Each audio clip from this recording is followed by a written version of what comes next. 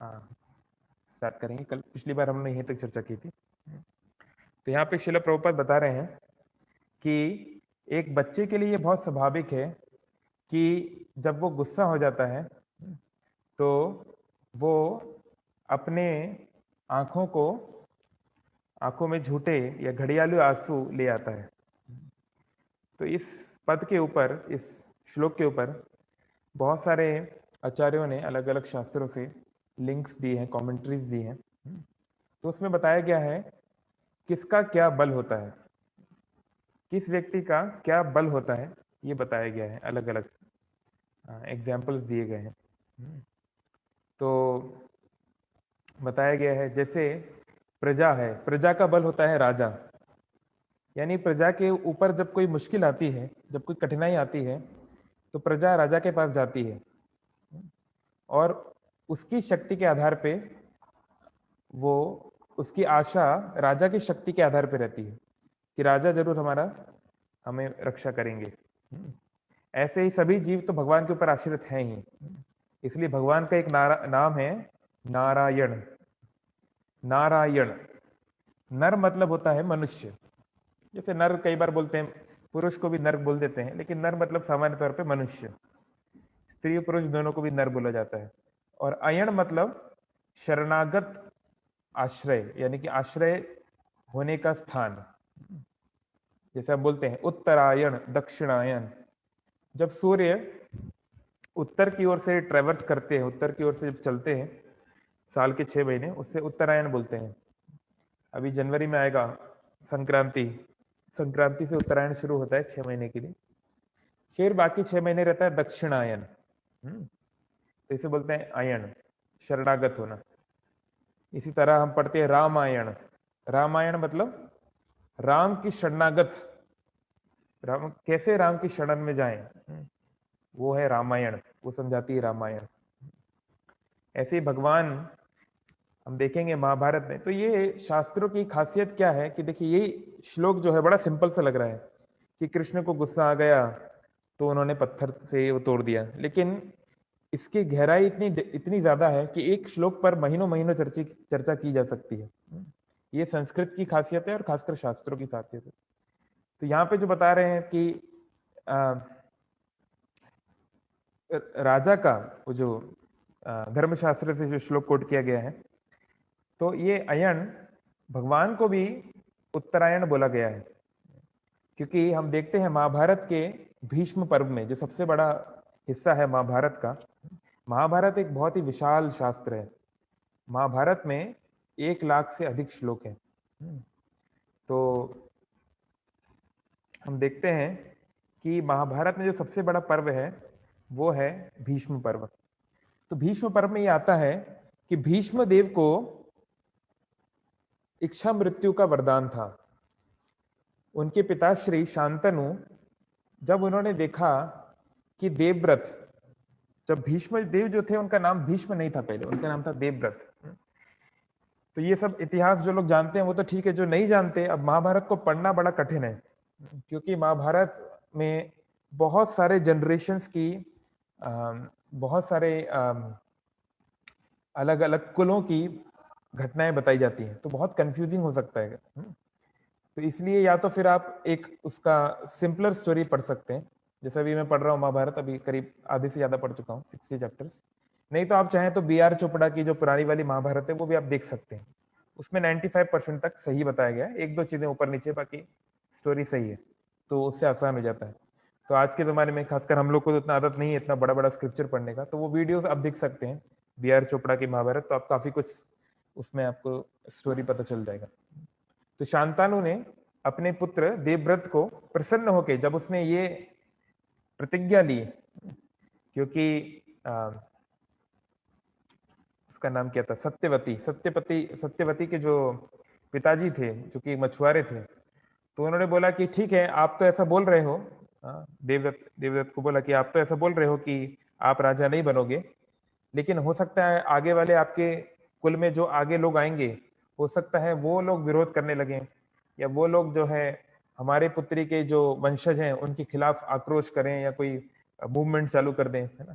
तो फिर देवव्रत ने ये प्रतिज्ञा ली कि मैं जीवन भर अविवाहित रहूंगा या नैष्ठिक ब्रह्मचार्य का पालन करूंगा। तो ये इतनी घोर प्रतिज्ञा है, इसलिए सभी देवी देवता गण जितने भी हैं, गंधर्व, किन्नर इत्यादि सभी आके देवव्रत के ऊपर फूलों की वर्षा करने लगे और कहने लगे भीष्म भीष्म। तो भीष्म मतलब होता है वेरी ड्रास्टिक और बहुत ज्यादा ऊंची मात्रा वाला, बहुत कठोर। तो भीष्म प्रतिज्ञा, ये प्रतिज्ञा इतनी कठोर थी क्योंकि ब्रह्मचारी रहना अपने आप में बहुत कठिन काम है। किसी भी व्यक्ति के लिए ये बहुत कठिन है कि जीवन भर वो अब कोई पुरुष कोई स्त्री के प्रति आकर्षित ना हो या उसके साथ संबंध ना बनाए और कोई स्त्री पुरुष के साथ ना बनाए, बहुत अपने आप में कठोर है। लेकिन फिर भी जो ब्रह्मचारी होते हैं वो गुरु के आश्रम में रहते हैं या पहले तो वनों में रहते थे, तो इतना ज्यादा शहर से दूर रहने से या सभ्यताओं से दूर रहने से इतना फर्क नहीं पड़ता था। लेकिन भीष्म को बीच महल में रहना है और महल के बीच में रहते हुए जहाँ पे सुंदर सुंदर राजकुमारियां होंगी, बहुत सारी दासियां होंगी, बहुत सारी फैसिलिटी है, तो ये बहुत ज्यादा मुश्किल हो जाता है क्योंकि जितनी सुविधाएं ज्यादा होती है। कुंती महारानी अपनी प्रेयर्स में बोलती हैं, आप पहले स्कंद में पढ़ेंगे भागवतम में कुंती महारानी की शिक्षाएं हैं। तो कुंती महारानी बोलती हैं कि अत्यधिक धन होने से भक्ति करना मुश्किल है, और ये बात सत्य भी है। हम देखते हैं इवन बाइबल में भी ऐसा बोला गया है, the kingdom of God is open for the humble and meek. क्योंकि अत्यधिक धन हो जाने से व्यक्ति के अंदर अहंकार आ जाता है या उसके अंदर उसके पास इतनी सुख सुविधाएं हो जाती है कि मुश्किल है उसका भक्ति कर पाना। ऑफ कोर्स इसे जनरलाइज नहीं किया जा सकता, पर यह सामान्य तौर पे मुश्किल होता है। और भीष्म एक ऐसे स्थान पे रह रहे थे, हस्तिनापुर जैसे स्थान पे वो रह रहे थे, नाम ही है हस्तिनापुर, ऐसा पुर, ऐसा शहर जहां चारों तरफ हस्ती ही हस्ती। हस्ती मतलब हाथी, है ना। एक हाथी को पालना अपने आप में एक बड़ा सरदर्द हो जाता है कभी कभी, है ना। हमारे मायापुर के मंदिर में कुछ हाथी हैं, 2 बड़े हाथी हैं, कुछ बच्चे, उनको पालने में बड़ा मुश्किल हो रहा है अभी लॉकडाउन के दौरान। तो दो हाथी पालना बड़ा कठिन होता है। अब जहाँ सैकड़ों हजारों हाथी हो, उनका पालन करना एक बहुत कठिन काम है, बहुत उसके लिए बहुत रिसोर्सेज लगते हैं। लेकिन हस्तिनापुर का वेल्थ इतना ज्यादा था, इतनी ऐश्वर्य था हस्तिनापुर का, कि हजारों हजारों हाथी हस्तिनापुर में, हस्तिनापुर की सेना में, हस्तिनापुर के राजघरानों में उनको रखा जाता था। तो भीष्म देव की प्रतिज्ञा इतनी कठोर थी, इसलिए भीष्म पर्व की सबसे ज्यादा इंपॉर्टेंस है सारे महाभारत में। यानी भीष्म देव जो शिक्षा दे रहे हैं पांडवों को या जो वो ज्ञान दे रहे हैं अलग अलग लोगों को, उसका बहुत ज्यादा उन्होंने भी युधिष्ठिर को पूरा ज्ञान दिया, एक गृहस्थ को कैसे रहना चाहिए, एक राजा के क्या कर्तव्य हैं इत्यादि। बहुत लंबा वो पैसेज है। तो भीष्म पर्व में ये आता है कि भीष्म देव उत्तरायण का इंतजार कर रहे थे, क्योंकि भीष्म देव तो कभी भी शरीर छोड़ सकते थे, ऑलरेडी सारे शरीर पे बाण लगे हुए थे, बड़ा कष्ट वाला समय था, लेकिन वो उत्तरायण का वेट कर रहे थे। तो वहां पे आचार्य लोग बताते हैं कि भीष्म जैसे व्यक्ति को उत्तरायण का इंतजार करने की क्या आवश्यकता है ना। क्योंकि भगवान तो बोलते हैं अंत काले च मामेव स्मरण मुक्त कलेवरम, जो अंत समय में मुझे याद करता है वो तो मेरे धाम आता है। तो भगवान का भक्त चाहे उत्तरायण में मरे, चाहे दक्षिणायन में मरे, चाहे दिन में मरे, चाहे रात में मरे, उसका उससे तो कोई संबंध नहीं है। तो फिर ऐसा क्यों है कि भीष्म देव उत्तरायण का वेट कर रहे थे एक सामान्य व्यक्ति की तरह। तो वहां पे बताते हैं आचार्य कि उत्तरायण का एक अर्थ तो ये है ही कि हाँ, जब सूर्य उत्तरायण में आ जाएंगे, यानी जनवरी से लेकर जून जुलाई तक का टाइम जो है। लेकिन उत्तरायण का एक अर्थ है भगवान श्री कृष्ण का वो इंतजार कर रहे थे, क्योंकि श्री कृष्ण का भी एक नाम है उत्तरायण। क्योंकि आप जानते हैं उत्तरा यानी अभिमन्यु की जो धर्म पत्नी है उत्तरा, उनके गर्भ में स्थित था अर्जुन के पुत्र परीक्षित। तो परीक्षित जब केवल गर्भ में थे, उस समय द्रोणपुत्र ने ब्रह्मास्त्र चला दिया उनको मारने के लिए, अश्वत्थामा ने। और ब्रह्मास्त्र का कोई उपाय नहीं है, उसको रोकने का कोई तरीका नहीं है। और एक छोटे से बच्चे के ऊपर, बच्चा मतलब वो तो अभी जन्म भी नहीं हुआ है, गर्भ के अंदर जो संतान थी, जो बालक था, उसके ऊपर अश्वत्थामा ने ब्रह्मास्त्र चला दिया, क्योंकि अश्वत्थामा 5 पांडवों को मारना चाहता था। तो रात के समय वो घुस भी गया पांडवों के कैंप में, और उसने 5 लोग सो रहे थे बिस्तर पे, पांचों का गला भी काट दिया। वो सोचा कि पांचों पांडव मर गए। बाद में पता चला कि ये तो द्रौपदी के 5 पुत्र थे। तो उसको बड़ा दुख हुआ। अब वो जानता था कि वो 1-on-1 बैटल में, यानी कि सामने आमने सामने की लड़ाई में वो पांडवों से नहीं जीत सकता, वो अर्जुन को नहीं हरा सकता, ये बात वो जानता था। तो उसने फिर ये सोचा कि चलो मैं अर्जुन को तो नहीं मार सकता, पर इसका जो बीज है, इनके परिवार का जो बीज है, जो आगे चल के एक वृक्ष बनेगा, उस बीज को मैं खत्म कर देता हूं, ताकि पांडवों का वृक्ष जल के समाप्त हो जाए। तो इसलिए उसने परीक्षित, जिसका उस समय जन्म भी नहीं हुआ था, माँ की कोख में था, उसके ऊपर ब्रह्मास्त्र चला दिया। लेकिन इसलिए भगवान श्री कृष्ण की यही केवल भगवान की खासियत है। भगवान जो कर सकते हैं वो और कोई नहीं कर सकता, ये भगवान की खासियत है ना। मारे कृष्ण राखे, कृष्ण मारे के। अगर कृष्ण किसी को रखना चाहते हैं, बचाना चाहते हैं, तो कौन मार सकता है? और मारे कृष्ण राखे के, जब भगवान किसी को मारना चाहते हैं तो कौन उसको बचा पाएगा? तो हिरण्यकशिपु ने क्या नहीं किया प्रहलाद को मारने के लिए। यहाँ अश्वत्थामा ने परीक्षित को मारने के लिए ब्रह्मास्त्र चला दिया, लेकिन जब भगवान को बचाना था तो वो बचाए। और जब भगवान को मारना होता है, रावण जो है शिव जी का भक्त था, महान प्रतापी था, है ना, लेकिन क्या कोई उसको बचा पाया? नहीं। तो जब भगवान को मारना होता है तो वो मारते ही। तो इसी प्रकार से भगवान श्री कृष्ण ने सूक्ष्म रूप धर के उसके गर्भ के अंदर गए और ब्रह्मास्त्र से, है ना, चतुर्भुज रूप में उस परीक्षित की रक्षा की, या ब्रह्मास्त्र को फेल कर दिया बेसिकली। तो भगवान चाहे तो अपने बनाए हुए रूल्स को तोड़ सकते हैं। एक राजा चाहे तो अपना रूल्स ब्रेक कर सकता है, उसके ऊपर कोई लॉ नहीं लगता, है ना, क्योंकि धर्मं तो साक्षात भगवत प्रणीतम। भगवान जो नियम बनाते हैं वो धर्म है। धर्म भगवान से बढ़ के नहीं है, भगवान जो बोलते हैं वही धर्म है।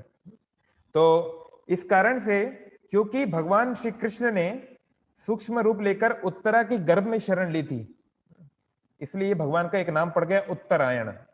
यानी जो उत्तरा की शरण में गए उसको बोलते हैं उत्तरायण, क्योंकि बच्चा जो होता है वो माँ के गर्भ की शरण लेता है। तो ये संस्कृत कोनोटेशन ऐसा बन गया कि इसको बोलते हैं उत्तरायण। तो तो इस प्रकार से भीष्मदेव भगवान श्री कृष्ण पे आश्रित थे। ऐसे ही एक छोटे बच्चे का क्या बल होता है?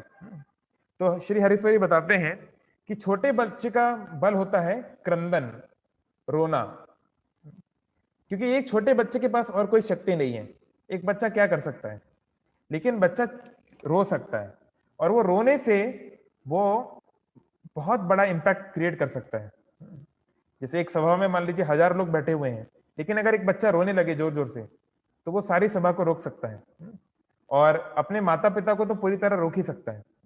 तो एक बच्चे का बल होता है उसके क्रंदन में। तो क्योंकि यहाँ पे भगवान एक बाल लीला कर रहे हैं, तो भगवान ने भी इसी बल को प्रयोग करने का सोचा, और ये सोचते हुए उन्होंने क्रंदन करना शुरू किया।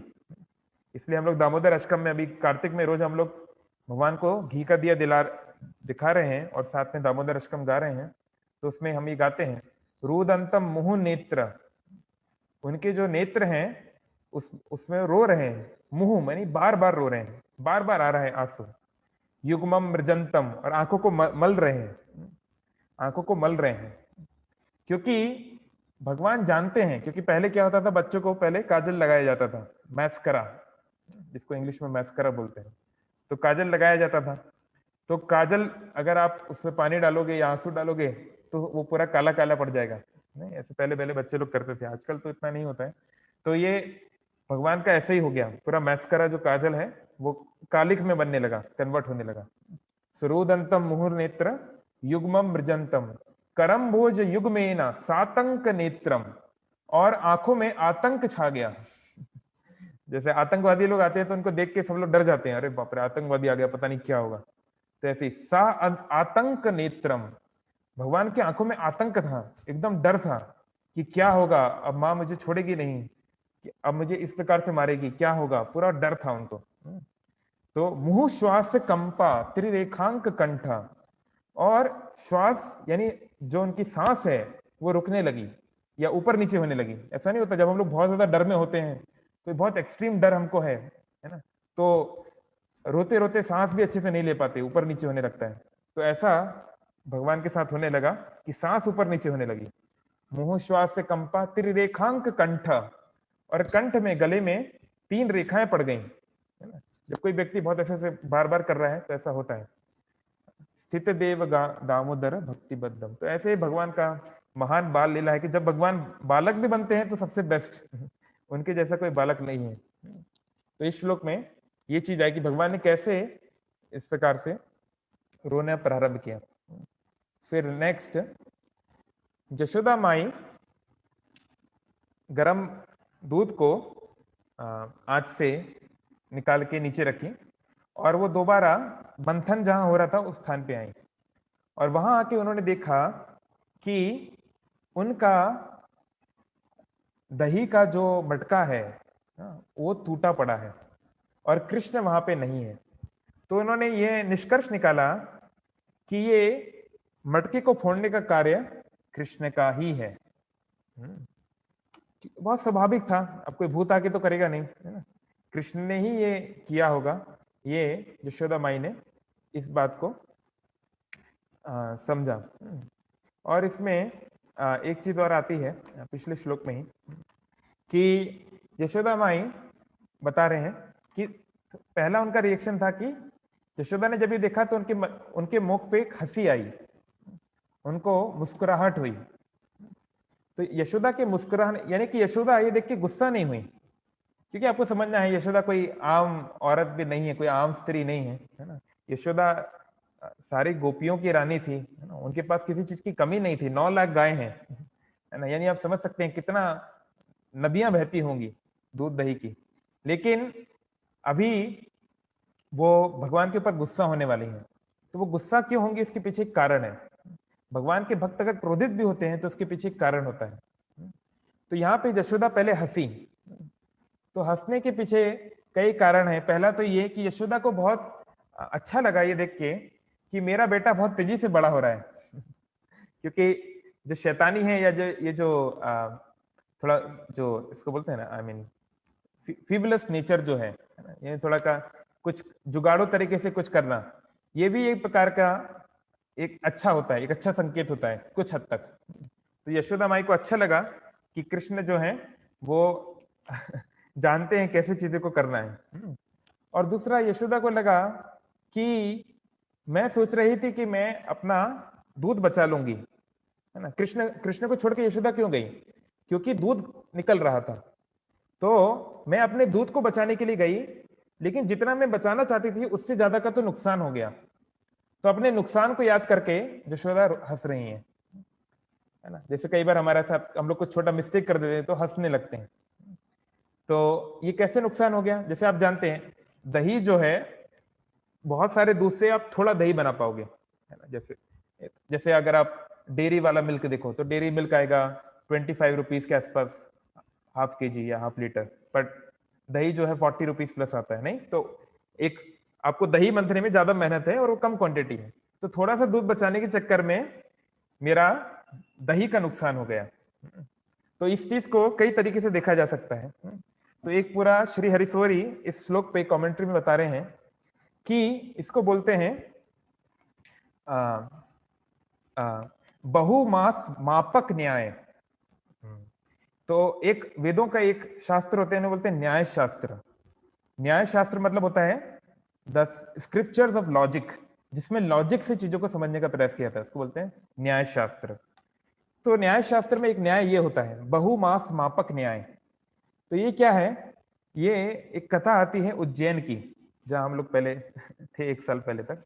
तो उज्जैन में एक व्यक्ति रहता था, एक ब्राह्मण, और वो उसकी ये इच्छा थी कि कोई भी व्यक्ति जो मेरे द्वार पे आएगा, कोई भी व्यक्ति आएगा, कुछ याचक आएगा कुछ मांगने के लिए, या मानो कोई साधु संत आएगा, कोई भी आएगा, कोई भी याचक यानी मांगने वाला मेरे द्वार पे आएगा, तो उसको मैं खाली नहीं छोड़ूंगा।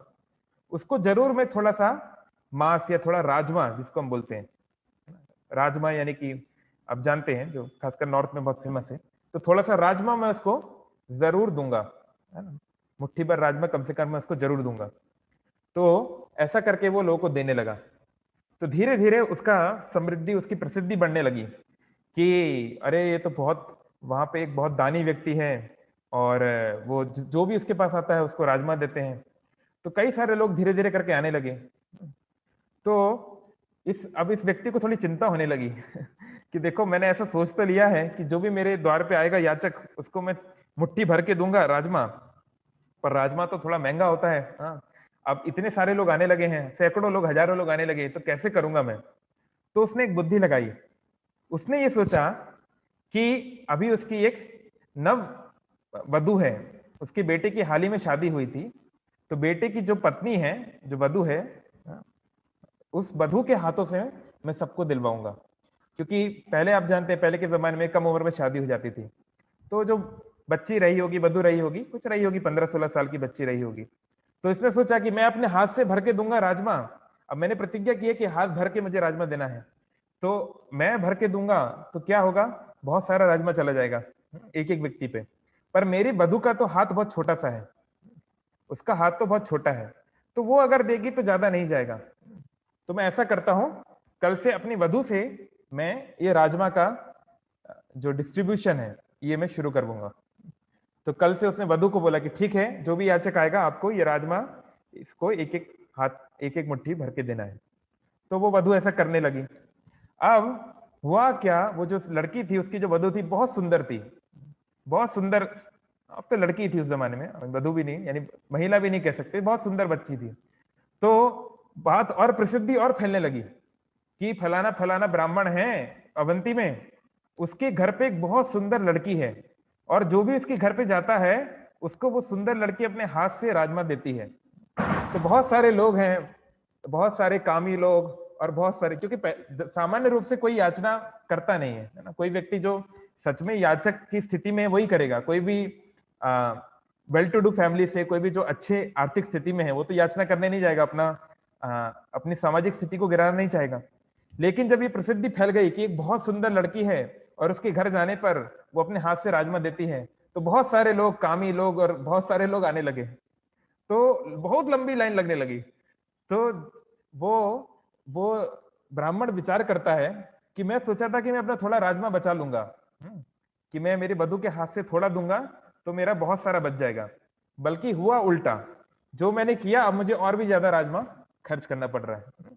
तो इसको संस्कृत में बोलते हैं, या न्याय शास्त्र में बोलते हैं, मधु मास मापक न्याय।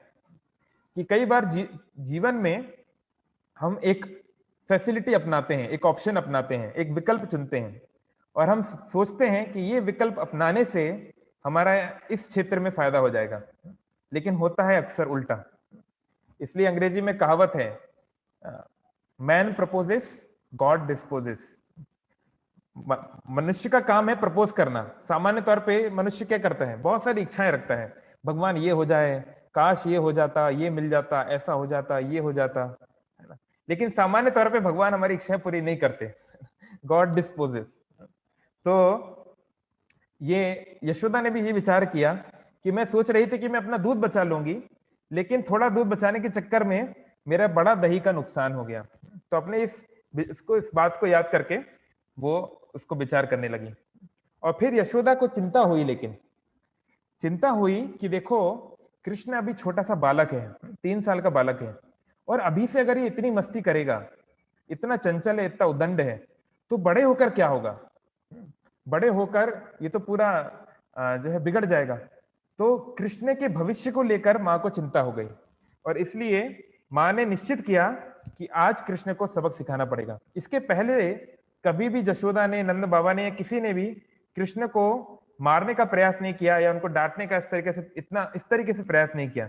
लेकिन आज जो है समय बदलने वाला है, आज समझने वाला है। नेक्स्ट श्लोक में बता रहे हैं, कृष्ण उस समय, यानी जब जशोदा आ रही थी दूसरे रूम में, वो उन्होंने जो उल्लुक था, जो मोटर था, यानी कि जिसमें रखते थे जो लकड़ी का, जो कोई आई मीन फर्नीचर जैसा आप बोल सकते हैं, है ना, जिसके ऊपर वो लोग मसाले कूटते थे। तो कृष्ण ने क्या किया, उसको उल्टा उल्टा कर दिया।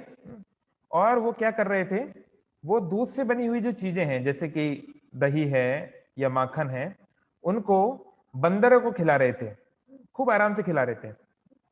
और क्योंकि उन्होंने चोरी की है तो वो चारों तरफ बहुत चिंता में देख रहे थे। उनको ये चिंता थी, कृष्ण को ये डर था कि अगर मां ने पकड़ लिया तो बहुत डांट पड़ेगी। और यशोदा माई ने दूर से देख लिया कृष्ण को ये करते हुए, और बहुत धीरे धीरे वो पीछे से कृष्ण की तरफ आई। तो यहाँ पे हम देख रहे हैं कि कृष्ण खुद इतना माखन नहीं खा रहे थे, बल्कि कुछ जगहों पे ऐसा बताया गया है कि कृष्ण थोड़ा सा खाते थे और बाकी फेंक देते थे। बोलते थे इस घर का माखन इतना खराब है। क्योंकि वो बंदरों को खिला रहे थे, तो पहले बंदर को खिलाया, दूसरे को खिलाया, तो बहुत सारा खाने के बाद बंदर भी खाने को मना कर देते थे। कितना खाएंगे, बंदरों का भी एक लिमिट है, तो बंदर भी खाने से मना करते थे। तो कृष्ण बोलते थे हमारे घर का माखन इतना खराब है कि बंदर भी नहीं खाना चाहते, वानर लोग भी ये नहीं खाना चाहते, इतना खराब माखन हमारे घर में बनाया जाता है। तो कृष्ण जो है पूरा मूड में थे, गुस्से में, तो वो अलग अलग प्रकार से इस तरह से सोच रहे थे और बंदर को खिला रहे थे। लेकिन उनको चिंता थी, है ना, चोर की दाढ़ी में तिनका। उनको मालूम था कि कभी भी पकड़े जा सकते हैं, माँ कभी भी आके पकड़ सकती है, इसलिए चारों ओर देख रहे थे, है ना। पूरा उन्होंने इस तरह की व्यवस्था कर रखी थी कि किस तरीके से करेंगे। तो यहाँ पे बता रहे हैं कि इस रूम तक यशोदा आई कैसे, उनको कैसे पता चला इतने सारे घरों में इसी कमरे में कृष्ण है। क्योंकि कृष्ण ने जब दही का माखन फोड़ा तो कृष्ण तो बालक है, वो बालक बुद्धि में देख नहीं पाए, तो वो दौड़ के दूसरे रूम में चले गए। लेकिन उनके पैरों में दही लगा हुआ था, तो जो पैरों के निशान है वो बता रहे थे कि कृष्ण किस तरफ गए हैं। तो कृष्ण के पैरों के निशान को देखते देखते यशोदा कृष्ण के पास पहुंच गई। इसके पीछे श्री हरसरी बताते हैं ये एक बहुत बड़ा लेसन है, क्योंकि बड़े बड़े मुनि, बड़े बड़े योगी, वो सब कृष्ण के चरणों के पीछे, उनके दिशाओं के पीछे जाना चाहते हैं।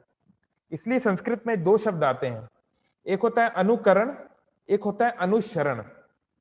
अनुकरण मतलब होता है कोई महान व्यक्तित्व है या भगवान का ही कोई अवतार है, उसके जैसा करने का प्रयास करना, उसको बोलते हैं अनुकरण।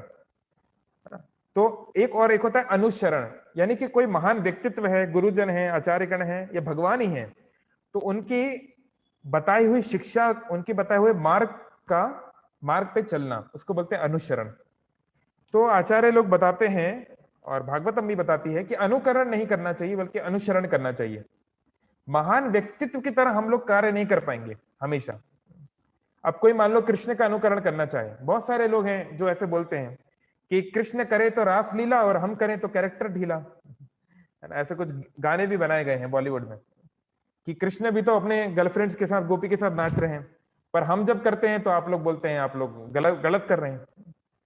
तो शिला प्रभुपाद जी ऐसे लोग को उत्तर देते थे।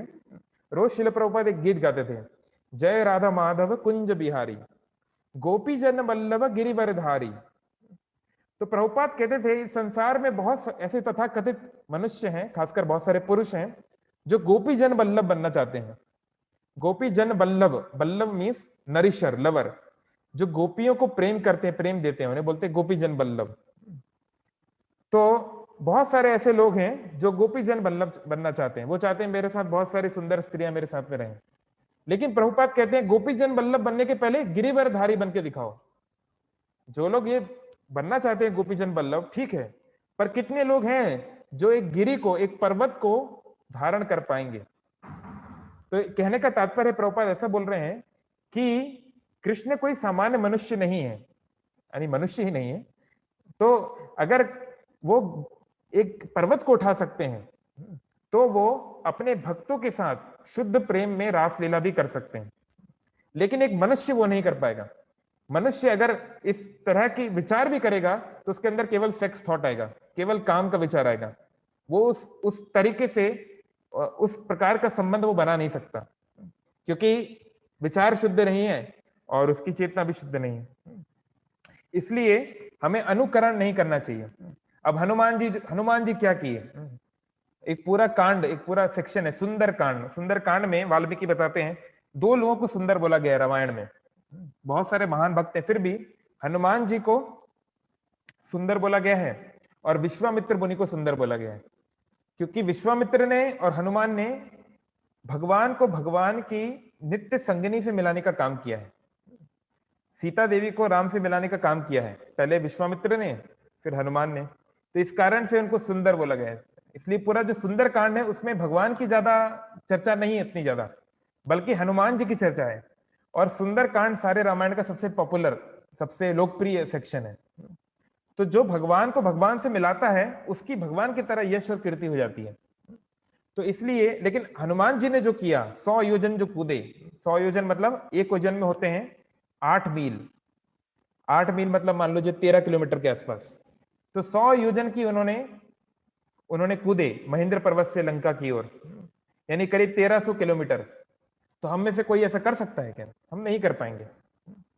जब सारे बानर लोग दक्षिण में थे महेंद्र पर्वत के पास और चिंतन कर रहे थे समुद्र को कैसे क्रॉस करेंगे, संपाति ने बता दिया कि मैं तो देख पा रहा हूं यहीं से कि वो रावण है और वहां पे सीता है, यहीं से देख रहा हूं मैं। तो अब सब विचार कर रहे हैं कि 100 योजन हम कैसे कूदेंगे। तो अलग अलग वानर अपना अपना अलग अलग स्थिति बताने लगे। तो कोई बोला कि मैं 50 योजन कूद सकता हूं, कोई बोला 25 कूद सकता हूं। तो अंगद ने बोला मैं 100 योजन कूद तो जाऊंगा, लेकिन वापस आने का कोई भरोसा नहीं, मुझे नहीं मालूम मैं वापस आ पाऊंगा कि नहीं। और जामवंत का एक्चुअली बहुत एबिलिटी थी।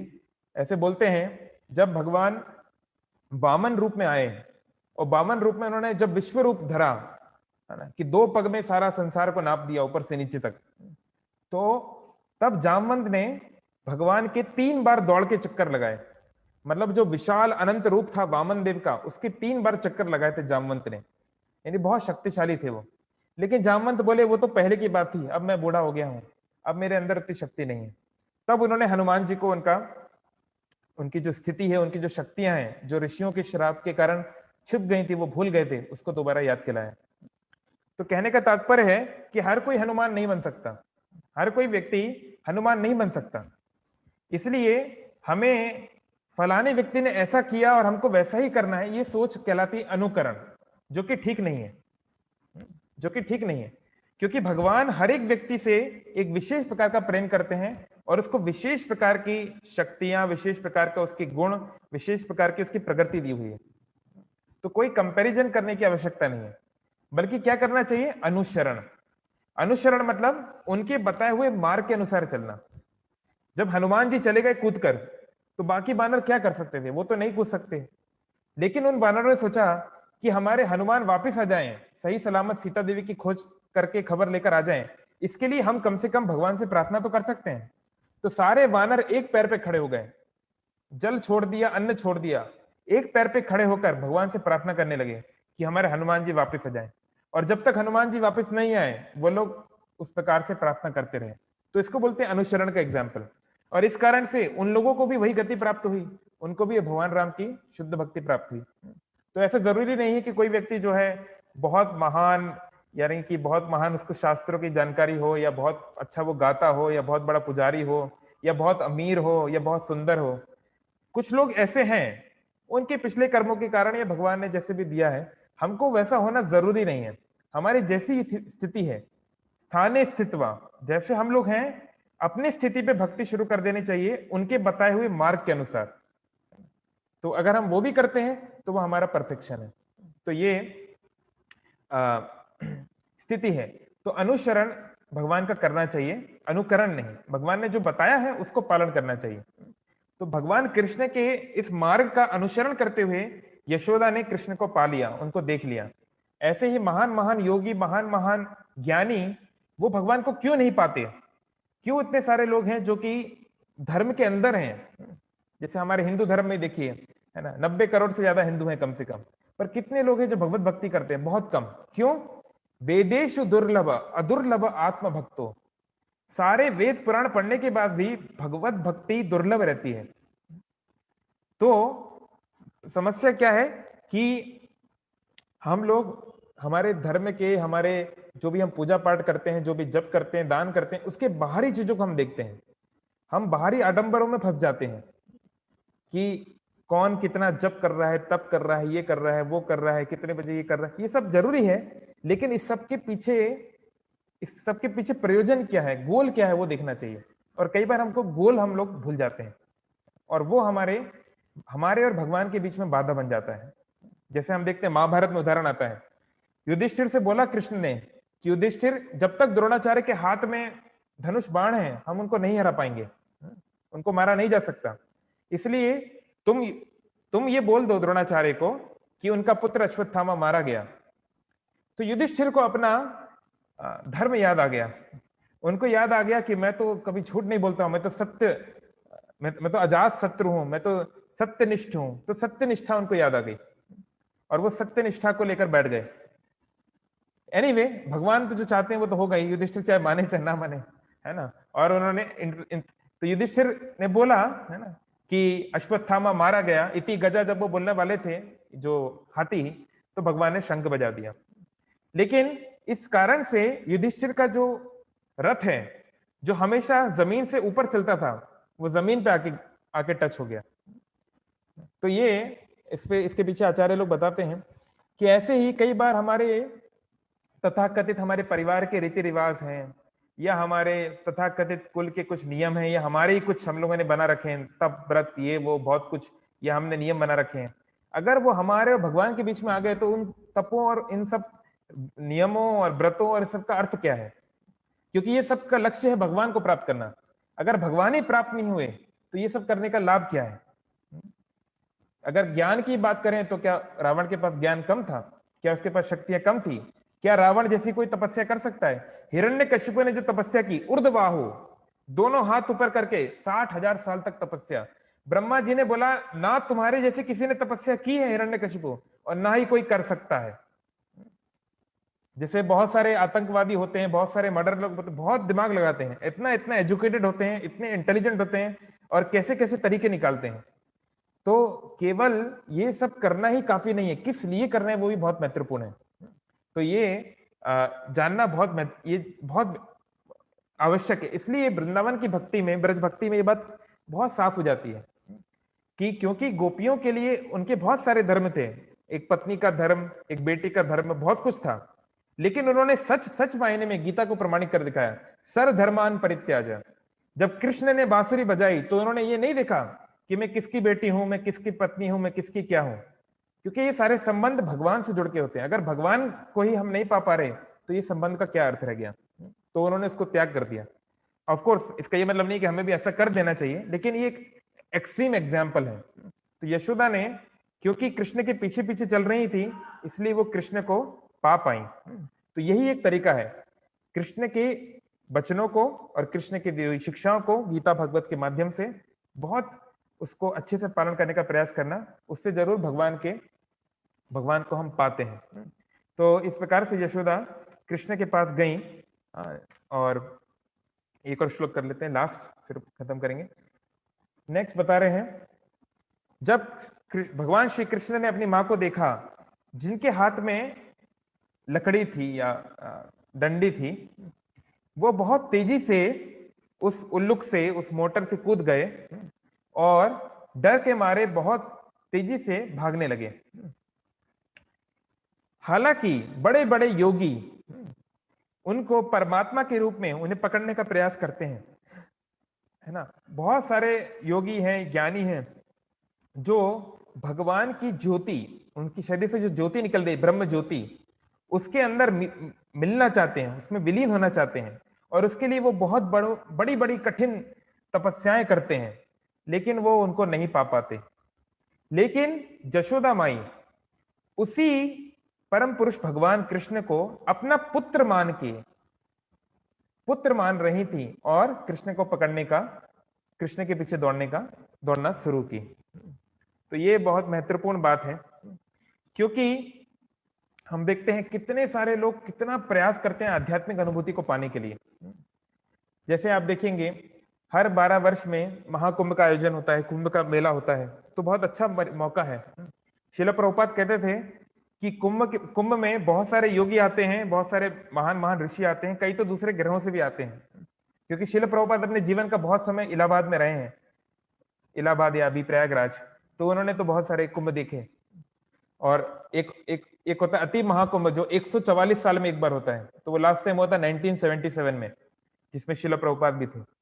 तो वहां पे हम देखते हैं कि जो प्रयागराज का जो कुंभ मेला होता है, ये माघ के महीने में होता है। माघ का महीना यानी कि जनवरी के आसपास वो आता है, बहुत ठंड होती है है ना। हमारे उड़ीसा के लोग तो इमेजिन नहीं कर पाएंगे कि वहां प्रयागराज की ठंड जनवरी में बहुत ठंड होती है। तो बड़े बड़े योगी आते हैं, बड़े बड़े ज्ञानी लोग आते हैं, तपस्वी लोग आते हैं, और वो गंगा के ठंडे पानी में ऐसी सर्दी में बिना कपड़े पहने, ऑलमोस्ट केवल एक कोपीन पहन के रात भर वो गंगा के अंदर रहते हैं। रात भर गंगा के अंदर रह के मंत्र जाप करते हैं, ध्यान करते हैं। कितनी कठोर तपस्या है। और वही कुंभ का मेला जब उज्जैन में होता है, उज्जैनी में, तो उसे बोलते हैं सिंहस्थ। सिंहस्थ उसको बोलते हैं क्योंकि सिंह राशि में आ जाते हैं सूर्य। तो बहुत ज्यादा तीव्र गर्मी का समय है वो, बहुत गर्मी होती है उज्जैन में उस समय दिन में, 45 डिग्री प्लस भी जा सकता है।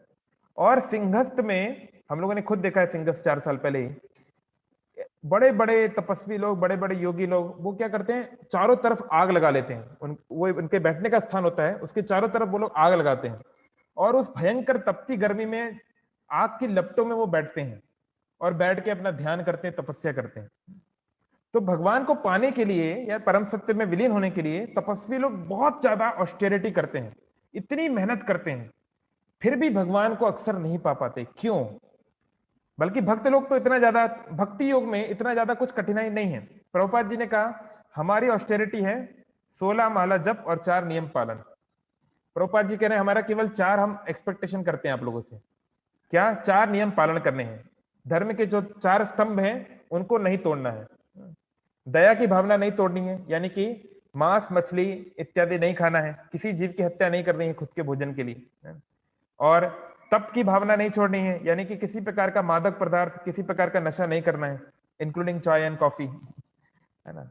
और शौच यानी कि सफाई, खासकर हृदय की सफाई रखना है, यानी कि अपने पत्नी और अपने पति को छोड़ के, यानी कि शादी के बाहर किसी से कोई संबंध नहीं बनाना है।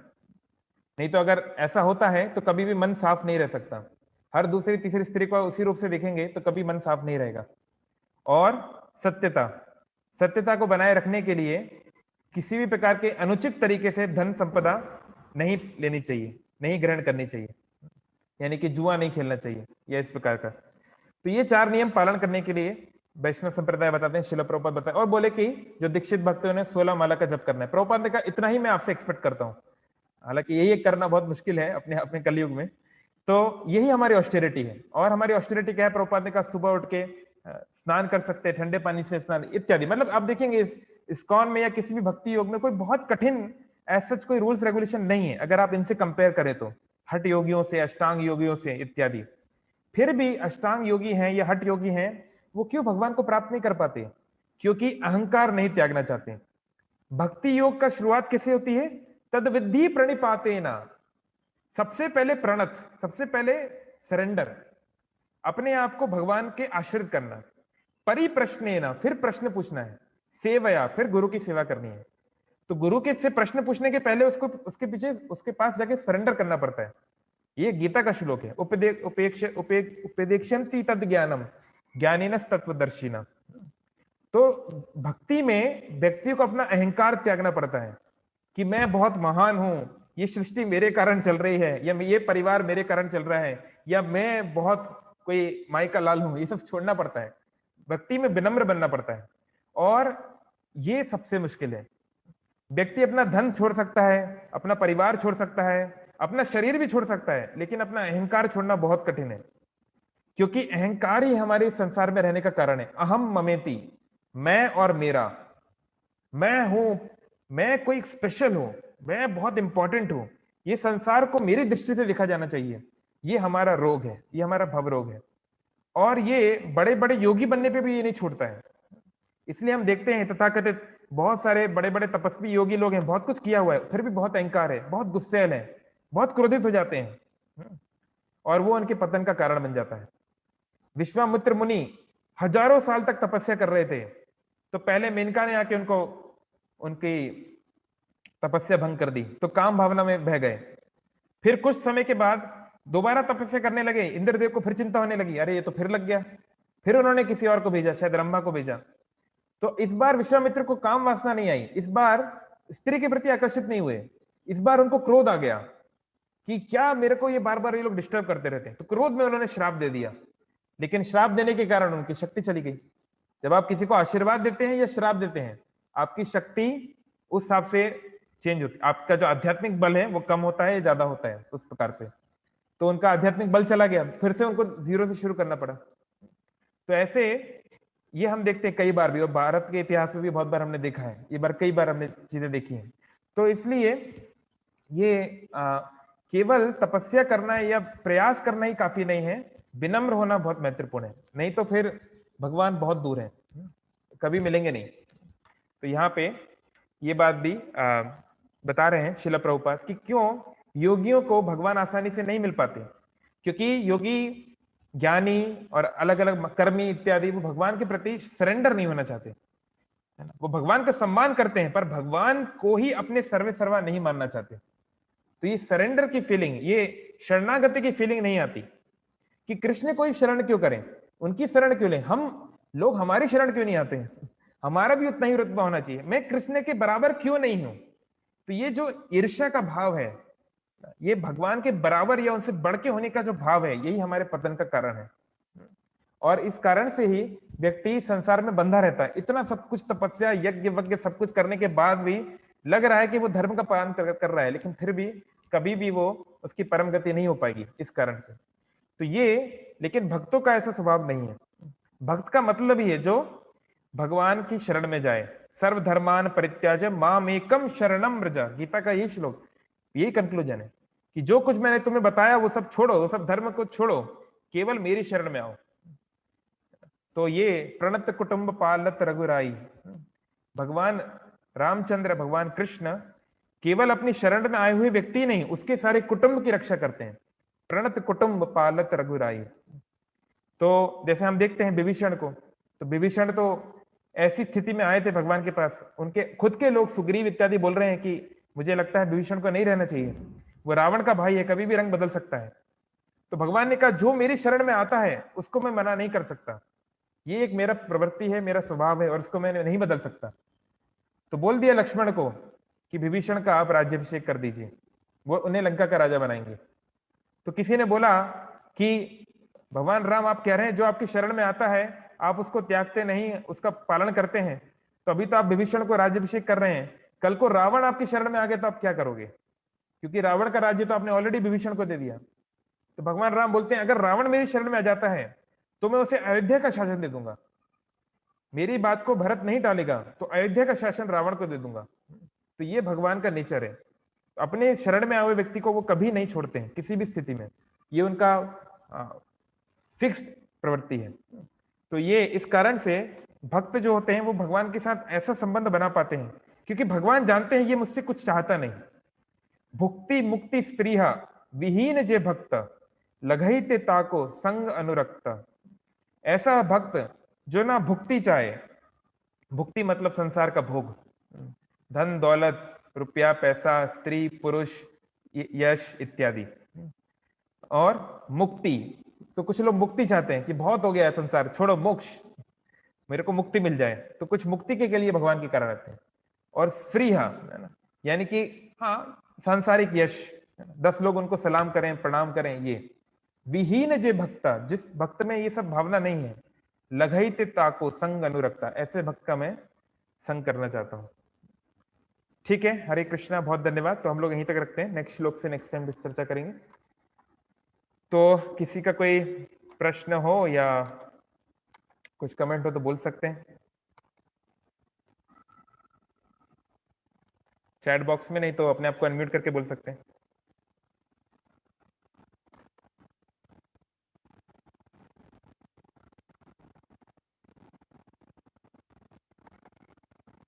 ओके ठीक। हरे कृष्ण प्रभु। हाँ हरे कृष्ण अमन प्रभु जी बोलिए। प्रभु काफी अच्छी क्लास थी एज यूजुअल, आपको सुनना तो काफी अच्छा लगता है एनी टाइम, थैंक यू। चाहे टॉपिक कुछ भी हो, जब आप बोलते हैं तो लगता है बस आपको सुनते ही रहो, और ध्यान डाइवर्ट भी नहीं होता है। माला में तो ध्यान डाइवर्ट होता है, लेकिन आपके लेक्चर से ध्यान डाइवर्ट नहीं होता है। टीचिंग्स काफी होती हैं, और अभी जैसे लास्ट में आपने क्या चीज बताई कि जब जो भक्त भगवान की भक्ति करता है तो वो कुछ एक्सपेक्ट नहीं करता है। तो हम जब हालांकि हम मटेरियल चीजें तो कभी भगवान से मांगते नहीं कि ये दो वो दो, लेकिन अगर हम ये एक्सपेक्ट करें कि एटलीस्ट हम माला कर रहे हैं तो एटलीस्ट हमें भक्ति में थोड़ा स्ट्रोंग तो करो, ताकि आगे हम और अच्छे से भक्ति कर सकें, सेवा कर सकें। तो ये चीज क्या बोलना या एक्सपेक्ट करना या मांगना भी गलत है कि हम खाली हम मांगे हाँ। कि आप हमें अपनी भक्ति में लगाओ और जो अगर सेवा कर सकें अच्छे हम्म। से उसको उसका हम्म। मौका दो, तो क्या ये भी एक्सपेक्ट करना या मांगना गलत है? नहीं, ये तो गलत नहीं है, ये तो बिल्कुल बिल्कुल मांगना ही चाहिए। भक्ति की डेफिनेशन में बोल रहे हैं, अन्यभिलाषिता शून्यम ज्ञान कर्म अनावृतम कृष्णा। ओके, सेकंड लाइन में भूल गया, पर एनीवे, अन्य अभिलाषिता शून्यम मतलब अभिलाषा को शून्य नहीं करना है। अन्य अभिलाषिता शून्यम, बाकी सारी अभिलाषाएं जो है उनको शून्य करना है, लेकिन कृष्ण से संबंधित अभिलाषा तो बढ़ानी है, ऑफ कोर्स, नेचुरली। इसलिए तो इतने सारे हम लोग पढ़ते हैं कुंती महारानी की शिक्षाओं में, या गोपियों की प्रार्थनाओं में, या भगवान राम को जो प्रार्थनाएं कर रहे हैं, हनुमान जी इत्यादि, सभी सभी प्रार्थनाओं में देखते हैं, सभी यही बोलते हैं कि भगवान हमारा आपके चरणों के प्रति भक्ति बढ़े। चैतन्य महाप्रभु ने बोला, ए नंद तनुजा किंकरम पतिताम माम विषमे भवाम बुधो। हे नंद तनुजा, हे नंद कुमार, मैं क्या करूं, मैं इस संसार में फंस गया हूं। कृपया तव पाद पंकज स्थित दूली सदृशम विचिंतया। कृपया करके आपके पाद चरणों में, आपके चरणों में मुझे आकर्षण दें, मुझे शरण दें, उसकी एक धूली मुझे बना दें। तो आप जो प्रार्थना कर रहे हैं तो चैतन्य महाप्रभु हमको सिखाई है, तो डेफिनेटली वो तो करना चाहिए। किसी व्यक्ति से उसकी सेवा मांगना कुछ मांगना नहीं है, क्योंकि हम तो सेवा करना चाहते हैं, हम सेवा सेवा देना चाहते हैं भगवान को। बल्कि शिला प्रभुपाद बताए हैं, ये हरे कृष्णा क्या अर्थ है? हरे मतलब हे हरा, हरा मतलब राधा, हे कृष्ण कृपा आप मुझे अपनी सेवा में नियुक्त करें। तो ये जो हरे कृष्ण महामंत्र है, ये भी एक प्रार्थना है कि हे राधे, हे कृष्ण आप मुझे अपनी सेवा में नियुक्त करें, ये भी एक प्रार्थना है। तो भगवान से उनकी सेवा मांगना तो बिल्कुल भी गलत नहीं है, और भगवान इससे बहुत प्रसन्न भी होते हैं। एक्चुअली भगवान को किसी की सेवा की जरूरत नहीं है, लेकिन भगवान प्रेम संबंध चाहते हैं, और जहां प्रेम है वहां पे सेवा तो होगी ही। कोई माँ अपने बच्चे को बोले कि बेटा मैं तुम्हें बहुत प्यार करती हूँ, तो माँ बोले ठीक है मम्मी थोड़ा सा कुछ बना दीजिए आज नाश्ता, तो मम्मी बोले नहीं मैं प्यार बहुत करती हूँ बस तुम्हारे लिए कुछ करूंगी नहीं तो वो नहीं चलेगा ना। सेवा सेवा जहां पर भी प्रेम है वहां पे सेवा तो होगी ही, ये तो स्वाभाविक है। तो सेवा मांगना यानी कि प्रेम करने का अवसर मांगना, तो ये तो बहुत ही स्वाभाविक है कि प्रेम संबंध में प्रेम का अवसर तो मांगेगा ही प्रेमी, तो उसमें कुछ भी गलत नहीं है, ऑफ कोर्स। ठीक है, और कोई कुछ अच्छा बोले? प्रभु, एक चीज हाँ। और थी। हम्म। अभी जैसे कभी कभी क्या होता है कि काफी कुछ चीजें ऐसी होती हैं जिनमें गुस्सा आ जाता है, तो हम्म। उस चीज के लिए हम I mean is it a part of nature, और मतलब आई डोंट नो किस तरीके से बोलें, लेकिन कभी कभी क्या होता है कि चीज़ों पे गुस्सा आता है, तो उस चीज़ को किस तरीके से कंट्रोल करा जाए? मतलब क्या वहाँ पे हम भाव रख सकते हैं अपना कि हम चीज़ों पे रिएक्ट ना करें या रिस्पॉन्ड ना करें? हम्म। मतलब क्या भाव रख के हम उस चीज़ को कंट्रोल कर सकते हैं? अगर हम्म। कुछ आप बता पाए तो। हाँ, दो दो चीजें कर सकते हैं। गीता के तीसरे अध्याय में बताया गया क्रोध आता क्यों है। कामेशा क्रोधेशा रजोगुणा समुद्भवा महाशनो महापापमा विद्धि इनम इह वैरिणम। तो हमारा सबसे बड़ा बैरी क्रोध नहीं है, क्रोध आता है काम के कारण। तो हमारे हृदय में क्रोध है, पर क्रोध हमेशा नहीं मैनिफेस्ट होता, स्फुरित होता, प्रकाशित नहीं होता हमेशा। क्योंकि क्रोध तब आता है जब हमारी काम वासना में कोई हमारे बीच में आता है। सपोज आपको जीवन में कोई वस्तु चाहिए या कोई व्यक्ति चाहिए, आपको कुछ चाहिए, और अगर कोई व्यक्ति उस चाहत के बीच में आता है तो क्रोध आता है। सामान्य तौर पर क्रोध नहीं आएगा। या दूसरा कि आप फ्रस्ट्रेटेड हैं, यानी कि आप जो चाह रहे हैं वो आपको मिल नहीं रहा है, इस कारण से आपका मन जो है या व्यथित है। तो ये रजोगुण का प्रभाव है, क्रोधित होना रजोगुण और तमोगुण का प्रभाव है। तो डेफिनेटली हम सभी के अंदर रजोगुण और तमोगुण है।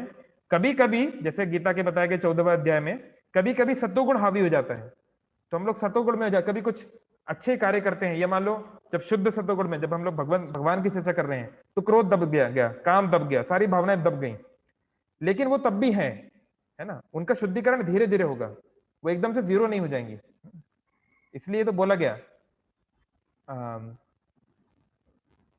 आ, क्या वो श्लोक है, एनीवे मुझे अभी याद नहीं है, फर्स्ट कैंटो का श्रीमद् भागवतम का, कि प्राय धीरे धीरे जो है ये सब कलमश खत्म होते हैं। तो लगातार भगवत भक्ति करने से तो ये कलमश कम होंगे ही, लेकिन फिलहाल के लिए टेम्परली हम लोग क्या कर सकते हैं, दो चीजें कर सकते हैं। क्रोध आता है ज्यादा जब हम अपने आप को बहुत बड़ा 30 मार का समझते हैं, जब हम समझते हैं कि मैं बहुत महत्वपूर्ण व्यक्ति हूं और सभी लोगों को मेरे साथ कोऑपरेट करना चाहिए, तब हमें क्रोध आता है ना। जैसे मानो कोई हम जब इसे इसे अंग्रेजी में बोलते हैं, I am the lord of all I survey. जो कुछ भी मैं देखता हूं, जो कुछ भी मैं इस संसार में देख रहा हूं, उसका मालिक मैं हूं, या हम मालिक बनना चाहते हैं, नहीं भी हैं तो। और जब हमारी इस भावना के बीच में कोई आता है, हमारे प्रभुत्व के बीच में, तब हमें क्रोध आता है। तो पहले तो हमने अपनी स्थिति को समझना है कि हमारी स्थिति है क्या, है ना। इस संसार से हम चले जाएंगे, संसार को कोई फर्क नहीं पड़ने वाला, दुनिया चलती रहेगी। तो हम इस दुनिया, हमारी स्थिति क्या है पहले वो समझना चाहिए। जीवेर स्वरूप होए कृष्णेर नित्यदास। तो जो व्यक्ति जितना ये रियलाइज हो जाएगा कि संसार की जो चकाचौंध है, बाहर के जो आडंबर है, उससे मेरी मुख्य स्थिति को कोई फर्क नहीं पड़ता है सच। तो कोई व्यक्ति मान लो मुझे कुछ ऊपर नीचे बोल भी दिया, कुछ थोड़ा बहुत कर भी दिया, तो इतना ज्यादा हम उससे विबिल्डर नहीं होंगे। गीता के 2nd अध्याय में आता है, स्थित प्रज्ञा किसको बोलते हैं, स्थित प्रज्ञा का भाषा, पूछते हैं अर्जुन। स्थित प्रज्ञा, स्थित व्यक्ति कौन होता है? तो भगवान इस बात को बोलते हैं, जो किसकी तरह होता है, समुद्र की तरह। समुद्र, एक समुद्र को आप इमेजिन करिए, एक महान सागर जो है। तो अभी बारिश का महीना था, तो बारिश के महीने में क्या होता है, बहुत सारी बड़ी बड़ी नदियां उफान पे होती हैं, बाढ़ आती है, बहुत सारी बाढ़, जैसे अभी आई थी नॉर्थ ईस्ट में, बिहार में बहुत जगहों पे आई थी इस साल। तो ये बड़ी बड़ी नदियां जो हैं पूरे उफान में होती हैं, और खूब सारा शोर करते हुए, खूब सारा आवाज करते हुए, बहुत सारे घर को, पेड़ को, सबको लेते हुए समुद्र में आती है, पूरा धूम धड़ाका बारात के साथ, है ना, और समुद्र में विलीन होती है। लेकिन तब भी समुद्र शांत बना रहता है ना, शांत बना रहता है। और फिर गर्मी का मौसम आता है, ग्रीष्म ऋतु, और ग्रीष्म ऋतु में वो नदियां सूख जाती हैं, पता चला कि एक बूंद भी पानी नहीं है, पूरा सूखा है। तब भी समुद्र वैसा ही बना रहता है, समुद्र वैसे ही बना रहता है। क्यों? क्योंकि समुद्र बहुत गहरा है, समुद्र बहुत धीर है। तो भगवान बोलते हैं स्थित प्रज्ञ व्यक्ति को ऐसा होना चाहिए, यानी कि जब जीवन में हमें सफलता मिलती है तो हम लोग बहुत फूले नहीं समाते। प्रभुपाद जी ने इंग्लिश में एक्सप्रेशन यूज किया है, पफ्ड अप। पफ्ड अप मतलब होता है कि जैसे अगर आप कोई पुड़ी, अगर आपने कुकिंग किया हो, अगर आप पुड़ी बेलते हैं और पुड़ी को जब आप छानते हैं तेल में, तो कई बार वो फूल जाती है ना, तो लगता है कि इतनी बड़ी है, लेकिन है वो छोटी सी, है ना। ये पफ्ड अप राइस होता है, मूड़ी वैसा। तो हमें सफलता मिलने पर चांद पे नहीं चले जाना चाहिए अपने मनों में, मतलब हमें समझना चाहिए कि सफलता मिलना भगवान की कृपा है, और अपने पैर जमीन पे रखने चाहिए। और जब हमें असफलता मिलती है, जब हमें, या वो जो हम चाहते हैं वो नहीं मिलता, तो एकदम नहीं, बिल्कुल सूख नहीं जाना चाहिए, बिल्कुल हमें जो है पूरी तरह डिमोटिवेटेड नहीं हो जाना चाहिए। यानी कि हमें बाहरी चीजों से बहुत फर्क जब नहीं पड़ेगा, हमारी काम वासना थोड़ी कंट्रोल में रहेगी, तो हमारा क्रोध ऑटोमेटिकली कंट्रोल में जाएगा। बिना काम वासना को कंट्रोल किए क्रोध को कंट्रोल नहीं किया जा सकता, इट्स नॉट पॉसिबल। जैसे मान लो आप किसी साइकेट्रिस्ट के पास जाएंगे तो बोलेंगे ठीक है ऐसा करो, तुम जब क्रोध आए तो 10 तक गिनती करो, 10, 9, 8, 7, तो वो सब ठीक है, हाँ उससे लाभ होता है, नो डाउट, ये सब मैकेनिकल तरीके काम करेंगे। लेकिन कॉन्शियसनेस लेवल पे, मानसिक स्तर पे, जितना हम अपनी काम वासना को कंट्रोल करेंगे, उतना क्रोध वासना अपने आप कंट्रोल होगी। और of course long term solution या अल्टीमेट सोल्यूशन तो वही है कि जितना हम, हमारा हृदय शुद्ध हो जाएगा, जितना हम भगवान से जुड़ते जाएंगे हृदय शुद्ध होता जाएगा, और जितना हृदय शुद्ध होता जाएगा ये सारी प्रॉब्लम्स अपने आप सॉल्व होती जाएंगी, है ना। तो फॉर दैट शॉर्ट टाइम हम अपने काम वासना के ऊपर कार्य कर सकते हैं। ठीक है, Hare Krishna. Okay, so thank you all very much. 1 बज गया ऑलरेडी। शिला प्रभुपाद की जय, श्री राधा दामोदर भगवान की जय, समवेत भक्तिवृंद की जय, गौर प्रेमानंदे हरि हरि बोल।